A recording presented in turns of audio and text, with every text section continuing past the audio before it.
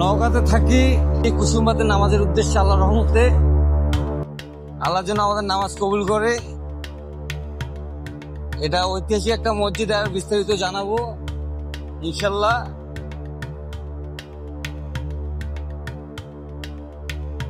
দেখতে দেখতে আমরা 36 কিলোমিটার পাড়ি দিয়ে চলে আসলাম কুসুম্বা মসজিদ।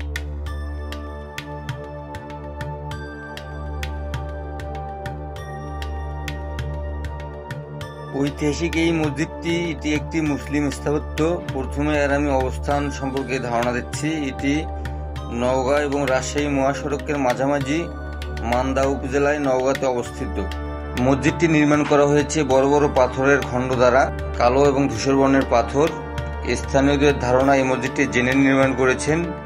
ইতিহাস পর্যালোচনা করলে দেখা যায় 1558 থেকে 59 খ্রিস্টাব্দে সুলতান গিয়াসউদ্দিন বাহাদুর শাহের শাসনামলে এটি নির্মিত হয়। সুলতান গিয়াসউদ্দিন শাহের একজন ঊর্ধ্বতন কর্মকর্তা, প্রাদেশিক গভর্নর হৃদয়বান ব্যক্তি সুলাইমান নামক একজন এই মসজিদটি নির্মাণ করেন। সুন্দর সূক্ষ্ম কারুকাজ ও 6টি গম্বুজ বিশিষ্ট হওয়ায় এই মসজিদটি দর্শকের মন কেড়ে নেয়, দর্শককে মুগ্ধ করে। বর্তমানে এই মসজিদটি কুসুম্বা মসজিদ নামে পরিচিত, যা নওগাঁ জেলার অন্যতম দর্শনীয় স্থান। এটি ঐতিহাসিক মুসলিম ঐতিহ্যকে নিদর্শন করে এই স্থাপনার মাধ্যমে। মসজিদের ঠিক সামনে অনেক সুন্দর একটা পুকুর আছে, অনেক সুন্দর একটা ঘাট। এটি মসজিদের সৌন্দর্যকে আরো দ্বিগুণ করে তুলেছে। এই ঘাটটি মূলত পুরুষ মানুষেরা ব্যবহার করে থাকেন।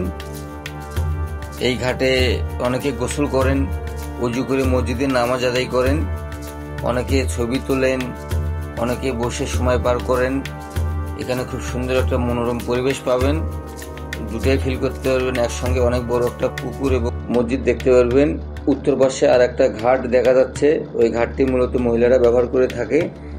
দেখতে পাচ্ছেন মাশাআল্লাহ কত বড় একটা পুকুর। এটা হচ্ছে মসজিদের যে বাহ্যিক রূপটা, সেটা আমরা দেখালাম। এখন আমরা বিস্তারিত দেখব মসজিদের ভেতরটা কত সুন্দর, আমরা সেটাও দেখব। লোক সমাগম বেশি থাকে, আমরা ভেতরে নামাজ পড়তে পারলাম না, আমরা বাইরে নামাজ পড়লাম। আমরা একটা ছায়াযুক্ত জায়গাতে এই পাম গাছের নিচে নামাজ আদায় করলাম। পাম গাছটাও এই মসজিদের সৌন্দর্য বৃদ্ধি করেছে অনেক। এখানে কিছু মানুষের ভিড় দেখা যাচ্ছে, যারা মূলত মসজিদে টাকা পয়সা, মুরগি, বিভিন্ন কিছু দান করার উদ্দেশ্যে এসেছেন। এখানে অনেক মানুষের সমাগম ঘটে। এখানে নামাজ আদায় করার জন্য দেশের দূর দূরান্ত থেকে মানুষ ছুটে আসে। আমরা মসজিদের ভিতরে অংশ প্রবেশ করব এখন। দেখতে পাচ্ছিলেন স্থাপত্যের যে কারুকাজগুলো আছে, কত সুন্দর, কত নিখুঁত কারুকাজ। এটা আশ্চর্যের ব্যাপার, কোনো রড সিমেন্ট কোনো কিছু এখানে ব্যবহৃত হয়নি। এই মসজিদটা সম্পূর্ণ প্রায় পাথর দিয়ে নির্মিত। অনেক সুন্দর চমৎকার একটা মসজিদ, আপনারা নিজের চোখে না দেখলে এটা বিশ্বাস করবেন না।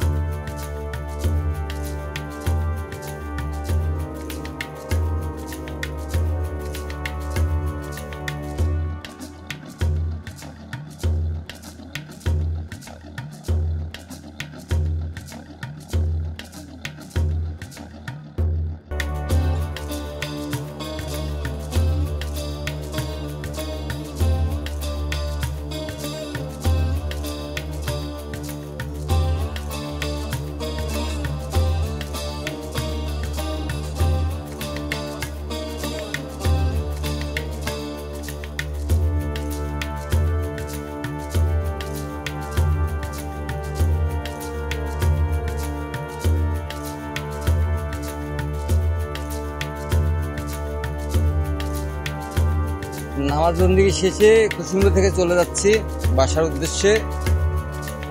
আল্লাহ যেন সুন্দর আমাদেরকে পৌঁছায়, এরকম সুন্দর সুন্দর যেন মসজিদে নামাজ পড়া আল্লাহ তৌফিক দেয়। ঐতিহাসিক যে মসজিদগুলো আছে বাংলাদেশে বা দেশের বাহিরে, আল্লাহ যেন এই তৌফিকগুলো দেয়, এটাই চাই আল্লাহর কাছে। ভালো থাকবেন ইনশাল্লাহ। আল্লাহ হাফেজ।